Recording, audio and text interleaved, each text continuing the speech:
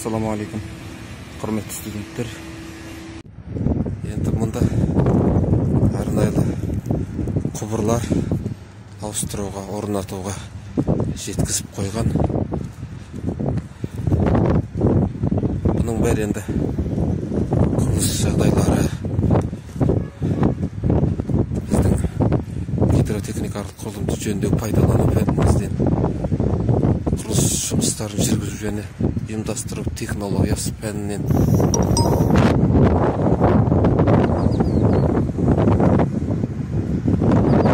көріністерді сіздерге көрсетуді жөн көріп отырмын. Міне құрылымдар, құбырлар сіздерге мында кранмен жұмыс жасап жатыр. Ауыр заттарды шығарып төбеге. Ал енді сіздерге мынаны көрсетіп жіберейік. Міне құбырларды алып кетіп жатыр, үстінен арнайлы бетон мен жауып қойып жатыр.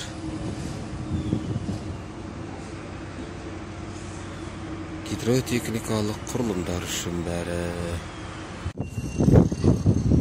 Студенттер, сіздерге онлайн оқу барысында мына құбыр жер үстінен әкетіліп жатыр.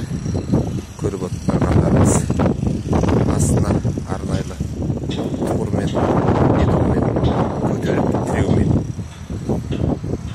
бұлай жердің үстімен әкетіп бара жатыр. Енді қарасаңыздар.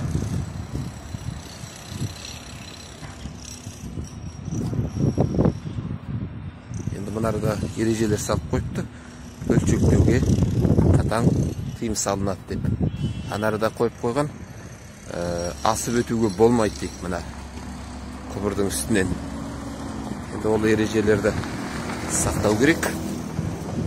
Ал енді бұл құбыр ұзыннан ұзын кетіп жатыр. Мен мына жақ бөлшекті көрсетіп қояйын. Міне арнайлы гидротехникалық құрылымдарға пайдаланатын тұрба, құбырлардың түр-түрі. Енді сіздерге сұрақ. Мынау келетте мұнда оңға айланып кетіп жатыр, және жердің астыңғы бөлігіне түсіп, қарасаңыздар, астымен кетіп жатыр. И мұнарада жол, көліктер өтуге арнайлы жол. Оның айналасын қаптап, міне қарасаңыздар. Оның бетін бетон плиталармен жауып отыр. Енді сіздерге сұрақ.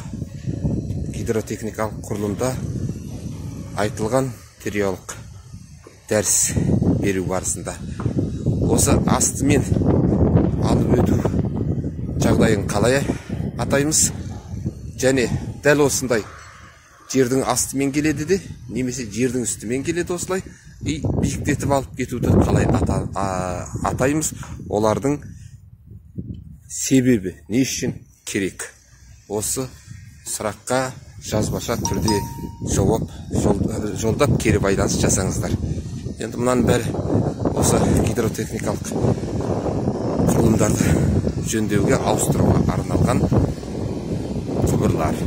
Назар салғандарыңызға рахмет.